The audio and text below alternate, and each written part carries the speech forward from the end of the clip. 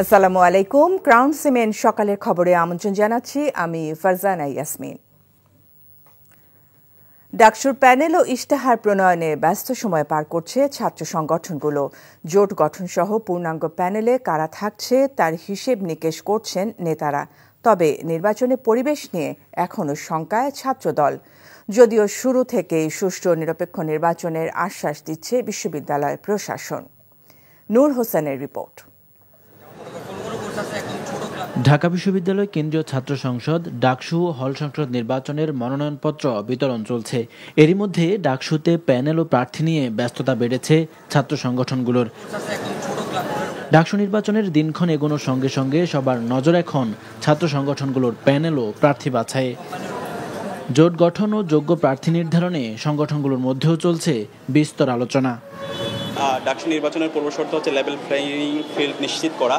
সে জায়গা থেকে বিশ্ববিদ্যালয় প্রশাসনকে আমরা বলেছি সকল অংশীজনদের যেন এখানে তাদের নির্বাচনী প্রচারণা এবং সিকিউরিটি এই বিষয়গুলো এনশিওর করা হয়। তো এখানে অনেকগুলো ষড়যন্ত্র চক্রান্ত হচ্ছে।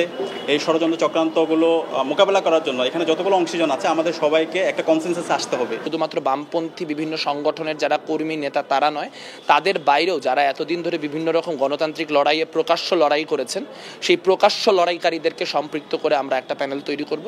গবেষণা ভিত্তিক এবং স্কিল বেসড বিশ্ববিদ্যালয় রূপান্তরের জন্য ঢাকা বিশ্ববিদ্যালয়ের যত ধরনের ফ্যাসিলিটিস দরকার শিক্ষার্থীদের, এটাকে কেন্দ্র করে আমরা ইস্তেহার ঘোষণা করব। বিশ্ববিদ্যালয়ের সার্বিক পরিবেশ ও প্রশাসনের নিরপেক্ষতা নিয়ে প্রশ্ন তুলছে ছাত্রদলের নেতারা। গণতন্ত্রের মূল স্তম্ভ হলো নির্বাচন প্রক্রিয়া। সেই নির্বাচন প্রক্রিয়া ব্যাহত হবে সেটা বাংলাদেশ জাতীয়তাবাদী ছাত্রদল কখনো বিশ্বাস করে না। কিন্তু নির্বাচনের পরিবেশ অবশ্যই সকল অংশীজনের জন্য ফলপ্রসূ হতে হবে এবং সকল অংশীজনের নির্বাচনী পরিবেশে অংশগ্রহণ করার লেভেল প্লেইং ফিল্ড থাকতে হবে। তবে সবার জন্য সমান সুযোগ নিশ্চিতের পাশাপাশি অভিযুক্তদের কেউ নির্বাচনে প্রার্থী হতে পারবে না বলে জানায় চিফ রিটার্নিং কর্মকর্তা। যাদের বিরুদ্ধে থানায় মামলা আছে, শাহবাগ থানায়, ছাত্র ছাত্রী সহ কোনো একটা পক্ষের বিশাল একটা অভিযোগ আছে, অভিযুক্ত যারা তাদেরকে চিহ্নিত করা হয়েছে। চিহ্নিত করার পর বিশ্ববিদ্যালয় সিন্ডিকেট তাদের নিশ্চয়তারা প্রমাণ পেয়েছে, ওই প্রমাণ ভিত্তিতে তাদেরকে সাময়িক ভোটার তালিকা থেকে বিরত রাখা হয়েছে। ঠিক আছে, তাহলে ভোটার তালিকা যে সে বিরত, তাহলে সে ক্যান্ডিডেট হতে পারে না, সে ভোটে দিতে পারবে না। মনোনয়নপত্র বিতরণের 4 দিনে ডাকসুতে ভিপি পদে 10 জন সহ মনোনয়নপত্র সংগ্রহ করেছেন 43 জন প্রার্থী। নূর হোসেন, এনটিভি নিউজ, ঢাকা। অত্যাচারী বিরুদ্ধে দুর্বলের অধিকার প্রতিষ্ঠা এবং দুষ্টের দমন ও শিষ্টের লালন করতে পৃথিবীতে আবির্ভূত হয়েছিলেন ভগবান শ্রীকৃষ্ণ, এই বিশ্বাস পোষণ করেন সনাতন ধর্মাবলম্বীরা। শ্রীকৃষ্ণের এই আবির্ভাব তিথি শুভ জন্মাষ্টমী হিসেবে উদযাপন করা হয়।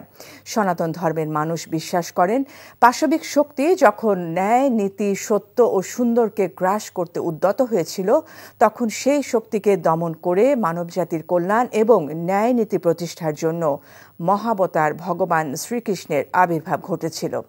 আজ শনিবার শ্রীকৃষ্ণের শুভ জন্মতিথি।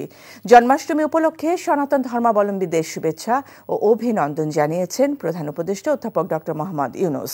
পূজা উদযাপন পরিষদ ও মহানগর সার্বজনীন পূজা কমিটি জানিয়েছে, রাজধানীর পলাশীর মোড়ে বেলা 3টায় কেন্দ্রীয় জন্মাষ্টমী মিছিলের উদ্বোধন করবেন সেনাপ্রধান জেনারেল ওয়াকারুজ্জামান, নৌবাহিনী প্রধান অ্যাডমিরাল এম নাজমুল হাসান এবং বিমান বাহিনী প্রধান air chief marshal Hasan Mahmud Khan. Janmashtami উপলক্ষে দিনাজপুরে হিলি স্থলবন্দর দিয়ে বাংলাদেশ ও ভারতের মধ্যে সব ধরনের পণ্য আমদানি রপ্তানি বন্ধ রয়েছে। হিলি কাস্টম সিএনএফ এজেন্ট অ্যাসোসিয়েশনের সভাপতি মোহাম্মদ ফিরদৌস রহমান জানান, আজ সারা দেশে সনাতন ধর্মাবলম্বীরা শুভ জন্মাষ্টমী উদযাপন করছেন। দিনটি উপলক্ষে সরকারি ছুটি থাকায় এই স্থলবন্দর দিয়ে বাংলাদেশ ও ভারতের মধ্যে সব ধরনের পণ্য আমদানি রপ্তানি বন্ধ রাখার সিদ্ধান্ত নেওয়া হয়েছে। ফলে সকাল থেকে সন্ধ্যা পর্যন্ত বন্দরের সকল কার্যক্রম বন্ধ থাকবে। কাল রোববার থেকে পুনরায় বন্দরের সকল কার্যক্রম শুরু হবে। তবে ইমিগ্রেশন চেকপোস্ট দিয়ে এই দুই দেশের বৈধ পাসপোর্ট, ভিসা, যাত্রী পারাপার স্বাভাবিক থাকবে বলে জানিয়েছেন হিলি ইমিগ্রেশন চেকপোস্টের অফিসার ইনচার্জ আরিফুল ইসলাম। সিলেটের ভোলাগঞ্জে সাদা পাথর লুট ও চুরির ঘটনায় অজ্ঞাতনামা ১ থেকে ১,৫০০ জনকে আসামি করে মামলা করা হয়েছে। শুক্রবার বিকেলে কোম্পানিগঞ্জ থানায় মামলাটি করেন খনিজ সম্পদ উন্নয়ন ব্যুরোর মহাপরিচালক মোহাম্মদ আনোয়ারুল হাবিব। এর আগে দিনভর সিলেট ভোলাগঞ্জ এলাকার বিভিন্ন ক্রাশার মিল ও নদীর পাড় থেকে সাদা পাথর জব্দ করা হয়। উদ্ধার হওয়া পাথর পুনরায় নিজেদের উদ্যোগে ভোলাগঞ্জ সাদা পাথর এলাকায় ছড়িয়ে দিয়েছে জেলা প্রশাসন। সিলেটের সীমান্তবর্তী পর্যটন কেন্দ্র সাদা পাথর ও ভোলাগঞ্জ রেলওয়ে রোপওয়ে স্টেশন থেকে নজিরবিহীন পাথর লুটপাটের পর বুধবার রাত থেকে মাঠে নামে যৌথ বাহিনী। অভিযানে ১৩০টি ট্রাকের প্রায় ৭০,০০০ ঘনফুট পাথর জব্দের তথ্য জানিয়েছে জেলা প্রশাসন। এছাড়া বিভিন্ন ডাম্পিং এরিয়া থেকেও পাথর জব্দ করা হচ্ছে। সকালের খবর এটুকুই। এই খবরের ভিডিও সহ আপডেট জানতে ভিজিট করুন এনটিভি অনলাইন www.ntvbd.com। এছাড়াও এনটিভির জনপ্রিয় সব অনুষ্ঠান ও খবরের আপডেট জানতে ভিজিট করুন আমাদের ইউটিউব ও ভেরিফাইড ফেসবুক পেজ। ১২টার মধ্যাহ্নের খবর দেখার আমন্ত্রণ রইল। ধন্যবাদ সবাইকে।